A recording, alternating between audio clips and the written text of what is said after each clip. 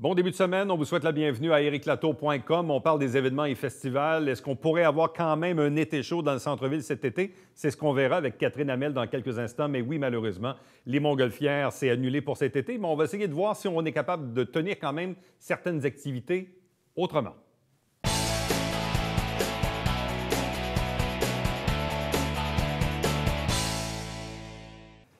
Malheureusement, on s'y attendait à cette nouvelle. Elle est finalement tombée vendredi dernier, c'est-à-dire qu'on a confirmé l'annulation de l'édition 2020 de l'International de Montgolfière de Saint-Jean-sur-Richelieu. Avec nous pour en parler, le directeur Éric Boivin. Éric, bonjour, bienvenue. Bonjour Éric, comment vas-tu? Ben moi, ça va très, très bien. Dans les circonstances, évidemment, on a adopté une routine de crise, mais visiblement, cette crise va durer, disons, beaucoup plus longtemps qu'anticipé, avec plusieurs restrictions, et notamment le gouvernement l'a confirmé, les fameux rassemblements, événements et festivals. Et on les a vus tomber les uns après les autres, que ce soit les Franco, Festival de jazz, Festival de l'humour, le Grand Prix de Formule 1, le Festival d'été de Québec, l'Expo agricole de Saint-Hyacinthe, et puis là, bien, évidemment, avec l'annonce gouvernementale de vendredi, malheureusement, les Montgolfières aussi. Mais évidemment, j'ai comme l'impression qu'on s'y attendait malheureusement à cette nouvelle. En fait, on s'y attendait depuis environ 2 semaines. Les premières séquences d'annonces d'annulation de grands événements suivaient une logique d'une fenêtre entre 8 et 10 semaines précédant la date de l'événement, quand devenait manifeste l'impossibilité pour l'événement de livrer, de produire, qu'il n'y avait plus assez de temps. C'est ce qui nous a conduit jusqu'à la semaine passée à l'annulation des Francopholies et de facto du Festival de jazz, parce que le jazz et les Francopholies partagent les mêmes infrastructures. Cependant, il y a eu beaucoup de questions cette semaine-là posées au gouvernement sur l'ensemble des festivals, des grands rassemblements dans le contexte de la crise. Et ils ont opté pour décréter tout de suite une interdiction jusqu'au 31. Bon, dans cette séquence des informations qui ont circulé, vous étiez en communication avec le REMI, le regroupement, avec les différents ministères concernés à Québec? Exactement. Deux principalement, le ministère du Tourisme avec la ministre Caroline Proulx et Patrimoine Canada. Patrimoine Canada est très actif dans le domaine de la culture et des grands événements. Alors, ce sont un peu avec Développement économique Canada aussi. Alors, nos interlocuteurs, c'était ces trois ministères-là et le REMI, le Réseau des grands événements canadiens. Comme le Festival de Montgolfière est quand même à la mi-août, est-ce qu'on a eu quand même une lueur d'espoir que certains événements auraient pu se tenir dépassé le 1er août ou si, dans le fond, on s'y attendait vraiment à ce qu'il y ait une annulation? En fait, on avait vraiment une lueur d'espoir, je dirais, la première semaine de la crise, là, à partir de la date où on a déjà mis les interdits de rassemblement. Pendant la première semaine, on jonglait avec quelques scénarios. On va être capable de transformer, de relocaliser, réduire, faire quelque chose en partie. Cependant, assez rapidement, on a vu que la crise allait durer dans le temps et même si le droit de se rassembler allait être là, rendu au mois d'août, si la crise qui précède cette période-là dure 3 mois et que pendant cette crise-là, tu ne peux pas construire, tu ne peux pas monter, nous, on bâtit une ville. Là. Un événement, il y a toujours pas mal de montage, même si tu le réduis, même si tu revois la formule. Deuxièmement, les cycles de vente de billetterie étaient détruits. La dotation du personnel, des bénévoles, ce cycle-là qui est névralgique, était aussi atteint. Donc, assez rapidement, là, on a une semaine à jongler avec les scénarios, puis dire, bon, OK, on ne pense pas qu'on va être capable dans ce contexte-là. Bon, même si on s'attendait à la nouvelle en soi, au décret gouvernemental, évidemment, c'est tombé assez rapidement vendredi. Je pense que, sans me tromper, vous auriez souhaité probablement d'avoir quelques jours pour peut-être planifier les remboursements et tout ça. Donc, est-ce qu'on a été pris un peu de court non pas par l'annonce de la nouvelle, parce que la nouvelle, on savait qu'elle allait tomber, mais par le fait que le gouvernement la communique publiquement?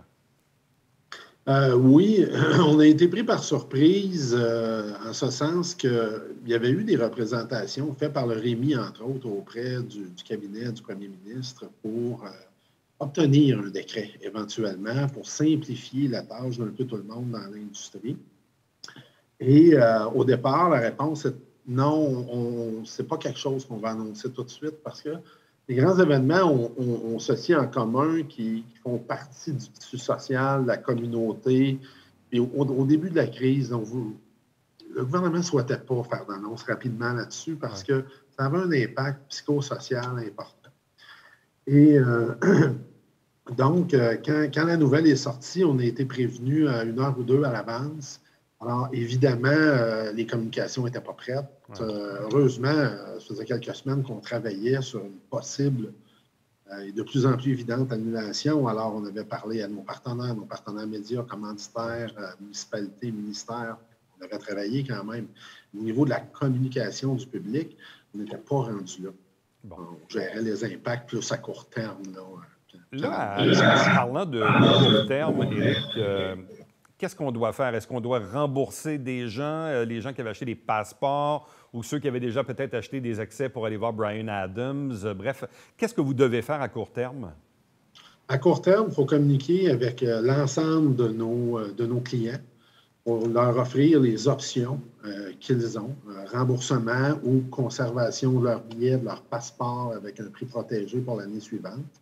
À date, une majorité conserve, ça nous touche un peu. C'est une forme de soutien pour l'international. Ça, c'est une des étapes. Ça va se faire dans les 7 à 10, je dirais, jours ouvrables, le temps qu'on organise tout avec Ticketmaster. L'autre enjeu, c'est qu'avec ce décret-là, tous les grands événements sont annulés en même temps, incluant certains événements sportifs. Alors, on peut imaginer la gymnastique à l'échelle du Québec de billetterie que ça implique. Alors, on organise les choses dans les 2 prochaines semaines pour ça. Et dans les autres actions à court terme, il y a nos partenaires gouvernementaux avec qui on continue de discuter sur la suite des choses. Et évidemment, nos partenaires commanditaires privés, partenaires médias, parce qu'il y a une partie de nos activités qui continuent à vivre dans le monde virtuel. Nos plateformes numériques en ce moment roulent en soutien à plusieurs causes, donc beaucoup centrées sur notre communauté à nous. Et comme on a des partenaires qui veulent rester avec nous pendant cette période difficile-là et pour qui on va prévoir des activités numériques pour présenter leur marque. On entendait dans les nouvelles, Éric, qu'il y avait une possibilité, je crois, que les gouvernements versent quand même les subventions qui étaient dédiées aux grands événements cet été. Est-ce que vous avez une confirmation là-dessus? Il y a 2 confirmations sur l'ensemble des subventions. Il y a celle de Tourisme Québec qui va être versée à 80 % et il y a Patrimoine Canada qui a versé un montant aussi de soutien. Le grand problème, puis ça a fait l'objet de discussions, même au Conseil du Trésor, c'est que l'impact pour les événements, c'est que si la crise arrive au moment où elle est arrivée, c'est tous les revenus d'une année qui sont détruits. L'événement fait ses revenus, mais dans notre cas, à peu près 3 millions de revenus d'exploitation sur 10 jours avec une prévente qui allait très bien. D'ailleurs, au 28 février, on était à 380 000 de prévente, donc notre record. On était tout à fait dans les estimés pour l'année. Et là, évidemment, surtout au niveau du ministère du Tourisme, l'inquiétude était comment vont survivre les organismes s'ils sont privés d'une année complète de revenus, comment ils vont maintenir leur expertise, passer à travers, en faisant face à leurs obligations minimales. Là, ça va être très, très, très difficile. Donc, la plupart des municipalités ont maintenu l'appui, Tourisme Québec, Développement Patrimoine Canada. Et on attend des nouvelles aussi de Développement économique Canada. Et il y a peut-être d'autres programmes aussi qui sont discutés, là, de financement, par exemple, des liquidités à court terme, des éléments comme ça là, qui se discutent déjà. Avez-vous quand même des déboursés obligatoires? Est-ce qu'il y a des dépenses qui avaient été engagées que vous ne pouvez pas annuler? Quoique normalement, dans le cas des artistes, il existe souvent des clauses là, de décisions hors de notre contrôle. Même, je sais que dans certains contrats d'artistes, il y a même le mot pandémie, semble-t-il. Bref, est-ce que vous devez quand même débourser certains coûts ou si vous êtes capable de les annuler ou de les reporter? On est capable d'annuler la plupart des coûts. Les coûts qui demeurent sont les coûts de base de l'organisation. Il n'y a pas tant d'impact lié à l'annulation dans notre cas à nous.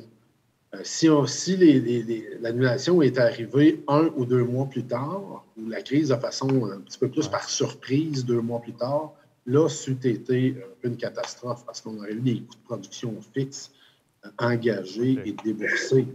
Alors, c'est arrivé avant qu'on fasse la plupart des gros déboursés. Là. Bon. Là, est-ce qu'on est quand même capable d'avoir un minimum de montgolfières dans le ciel de Saint-Jean-sur-Richelieu durant l'été ou durant le mois d'août? Est-ce qu'on pourrait avoir des envolées dans les parcs le matin et même le soir? Est-ce que ça, on pourrait? Est-ce qu'on devrait? Est-ce qu'on aurait l'autorisation de faire ça? Bref, qu'est-ce que vous essayez d'imaginer? On comprend qu'il n'y aura pas de festival sur le site de l'aéroport, ça, c'est assez clair. Mais qu'est-ce qu'on peut faire d'autre pour garder quand même une certaine connexion montgolfière durant l'été? En fait, outre ce qu'on fait déjà sur nos plateformes numériques, là, tous les divertissements, la transmission d'informations pour le grand public, à la mesure que les règles qui nous entourent actuellement dans le cadre de la pandémie vont s'assouplir, il y a des possibilités de faire de l'activité. C'est le quand qui pose problème. Nous, c'est sûr que voler, on veut faire ça dans la vie, dans la mesure où c'est possible par les règles, et deux, que c'est à un moment qui est correct pour nos partenaires agriculteurs. Alors, évidemment, nous, on souhaite faire partie de la moi j'appelle ça la guérison sociale après la crise. Les gens vont avoir besoin de se retrouver et d'avoir un peu de positif, je pense. La Ville commence déjà à travailler sur cette réflexion-là. J'ai eu une discussion rapide avec le directeur des loisirs, pas plus tard que la semaine passée. Donc, évidemment, nous, on souhaite pouvoir contribuer à ça sous différentes formes qu'on ne peut pas définir ni mettre au calendrier encore, parce qu'on ne connaît pas justement là, à quel rythme ça va s'assouplir. Et dans ce monde de la montgolfière, il y a d'autres événements d'annulés, je présume. Est-ce qu'on sait si Gatineau est encore maintenu à l'horaire, quoi qu'ils sont fin août, début septembre? Il y a d'autres événements montgolfières aussi d'annulés durant l'été, là. Je n'ai pas parlé à Sandra de Gatineau depuis vendredi. Je ne crois pas qu'ils aient annoncé leur annulation au moment où on se parle. Bon. Dernière question. Ils tombent en fait tout de suite après la fin du décret. Exact, c'est pour ça que c'est un peu embêtant. Dernière question. Bon, si on n'aura pas de festival comme tel dans sa formule habituelle durant l'été qui vient, est-ce que Bryan Adams va être de retour pour l'été 2021? C'est la question numéro 1. Et c'est la question sur laquelle on travaille aussi. Okay. Vous savez, Bryan, son spectacle était dans le cadre d'une tournée mondiale. Et une tournée mondiale, ça ne se déplace pas facilement.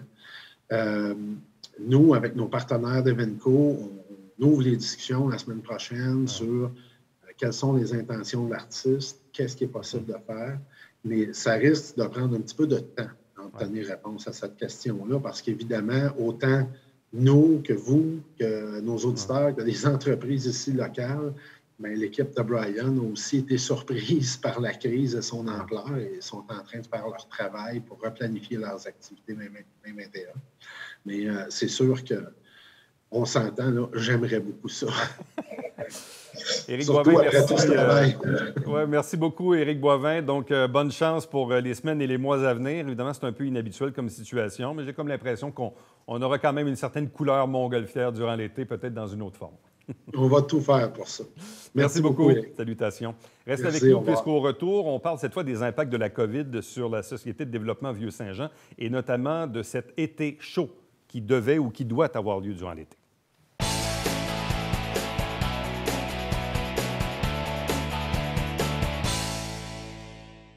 Mesdames et messieurs, bonjour et bienvenue à la Justice entre nous. Mon nom est Serge.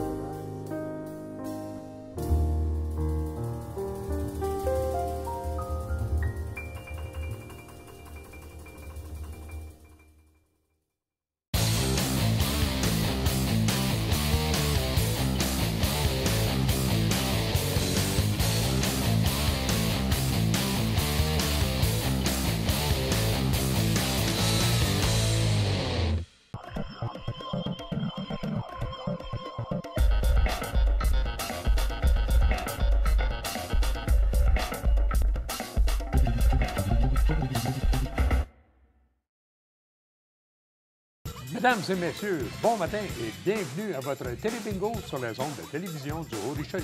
Vous aimeriez jouer au bingo dans le confort de votre foyer? C'est possible. Tous les dimanches matins, 9h30, à la télévision du Haut-Richelieu, maintenant en haute définition au 609. C'est 4 000 $ en prix à chaque semaine. Pour vous procurer les livrets du télébingo, c'est facile. Consultez la liste de nos 30 dépositaires au www.tvhr9.com.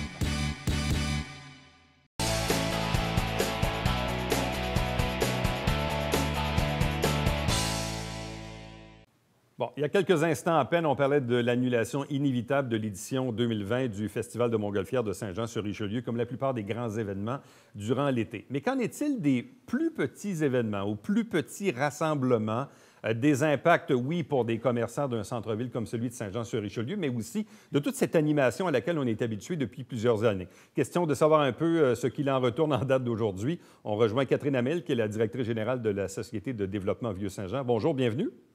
Bonjour. Bon, Ça va bien? oui, on essaie de bien aller dans les circonstances, on essaie de se donner une routine de crise et aussi éventuellement une routine d'après-crise. Et c'est là où on a quelque peu des points d'interrogation. Probablement qu'il y aura une certaine reprise de l'activité économique dans les prochaines semaines. Pour ce qui est des écoles et garderies, on verra ce que le gouvernement va décider. On verra. Mais pour vous, à la Société de développement Vieux-Saint-Jean, quels sont, à prime abord, les premiers impacts sur un organisme et sur les commerçants que vous défendez dans le centre-ville? Bien, c'est certain que c'est un impact direct. Donc, si on parle en termes commerciaux, dans le Vieux-Saint-Jean, c'est tous des petits commerces, des commerces de proximité. Donc, les gens ont des relations vraiment personnalisées avec les commerçants. Ça fait partie de l'ADN de notre centre-ville. Donc, du moment qu'on dit que les commerces sont plus accessibles, c'est un impact direct. Depuis le début de la crise, beaucoup de commerçants se sont adaptés. En partant, il y en a qui ont fermé presque automatiquement. Ensuite, bien, là, on a vu des réouvertures partielles avec, exemple, des services de take-out au niveau de la restauration, des commandes en ligne et de la livraison au niveau du commerce de détail. Donc, tout le monde veut pas s'adapte au fur et à mesure, mais c'est sûr que les impacts sont directs. De notre côté, au niveau de la Société de développement, bien, c'est sûr qu'on est impliqué dans différents comités, autant au niveau du comité d'urgence économique, qui a été mis sur pied avec des gens de la ville et d'autres intervenants, autant au niveau de Soyez local, qui est maintenant devenu Soyez local ensemble, donc de sensibiliser les gens à vraiment investir localement, donc à penser, moi dans mon cas, mon réflexe, c'est toujours penser Vieux-Saint-Jean. Ensuite, on n'a pas dans le Vieux-Saint-Jean. Est-ce qu'on l'a à Saint-Jean-sur-Richelieu? Est-ce qu'on l'a dans le Haut-Richelieu?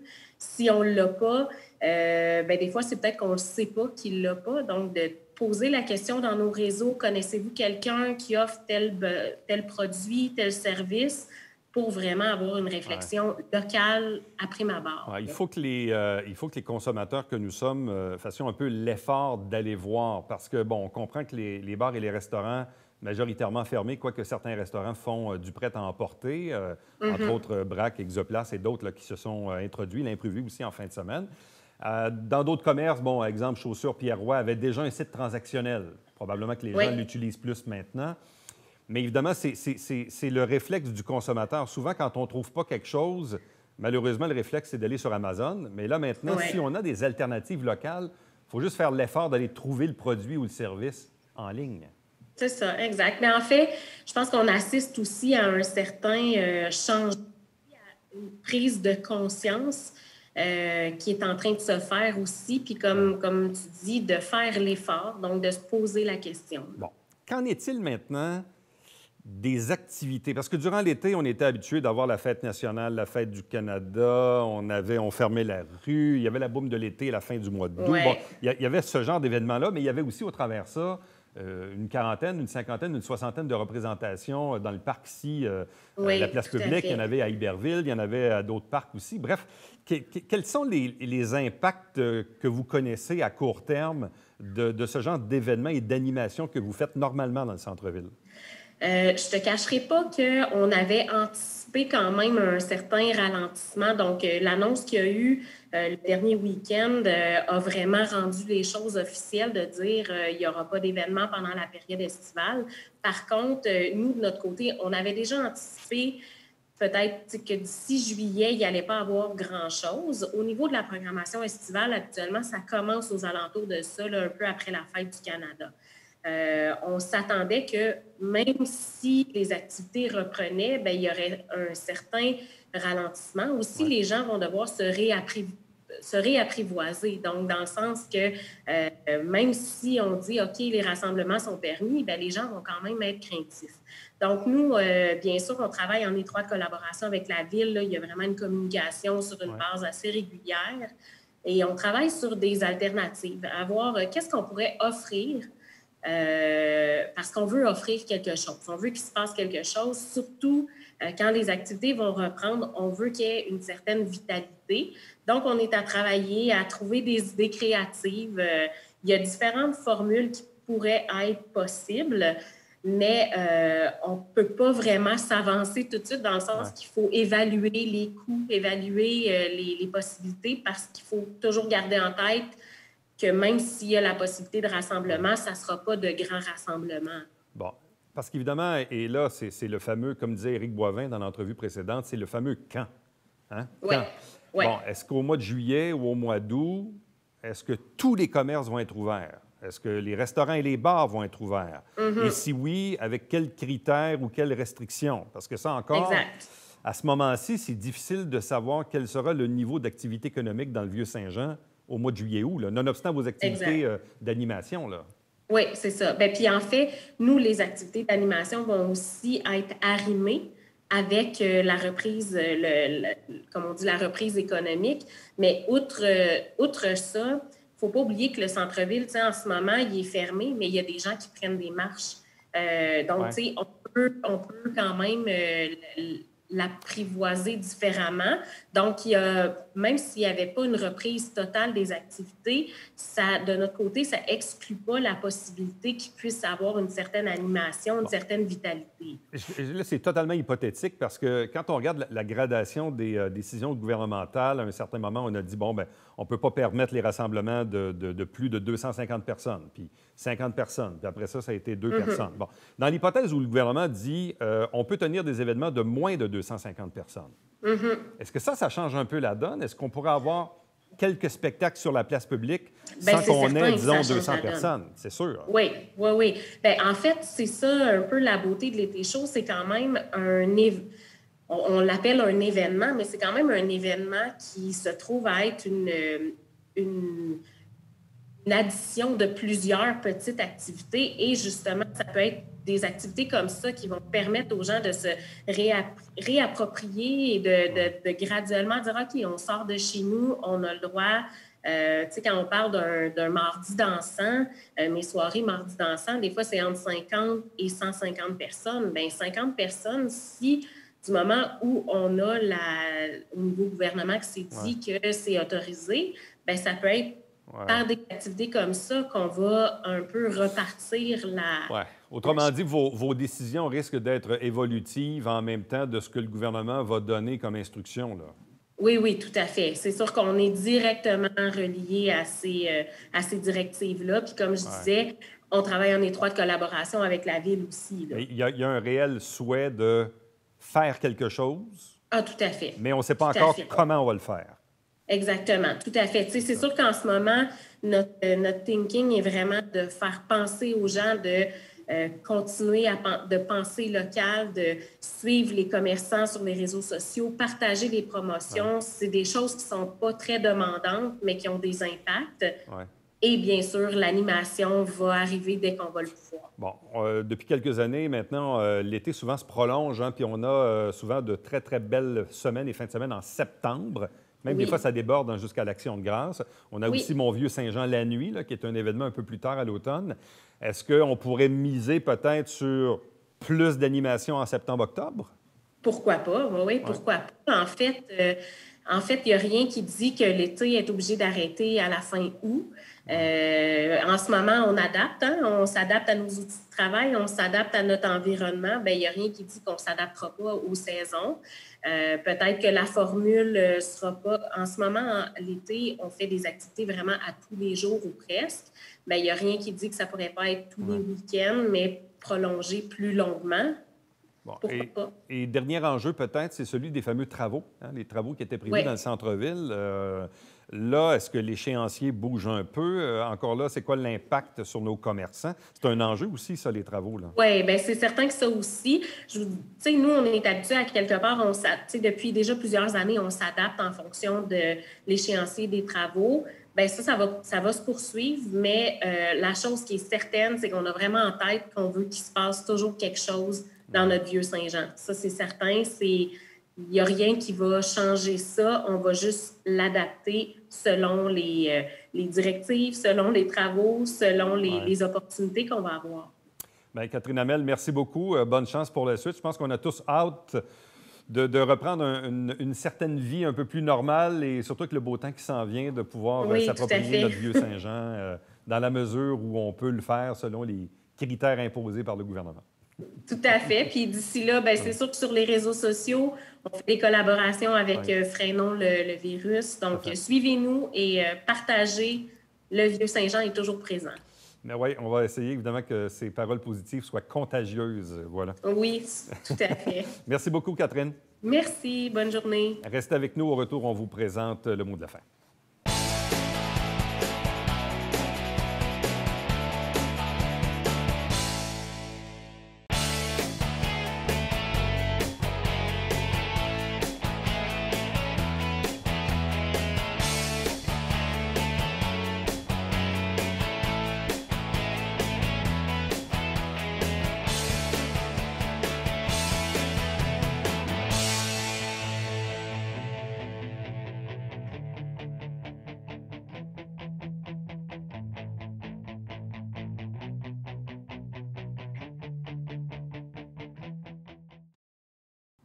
On a parlé de cet enjeu la semaine dernière, mais je trouvais ça important de le rappeler à nouveau parce que le phénomène de la violence conjugale, bien malheureusement avec cette crise, risque de prendre de l'ampleur. Ici, dans la région, les services sont toujours offerts 24/7 du côté de la maison INA. Et le numéro de téléphone, il ne faut pas hésiter de les appeler, c'est le 346-1645. Pour nous, prochain rendez-vous d'ericlatour.com, c'est bien sûr demain. Bye-bye.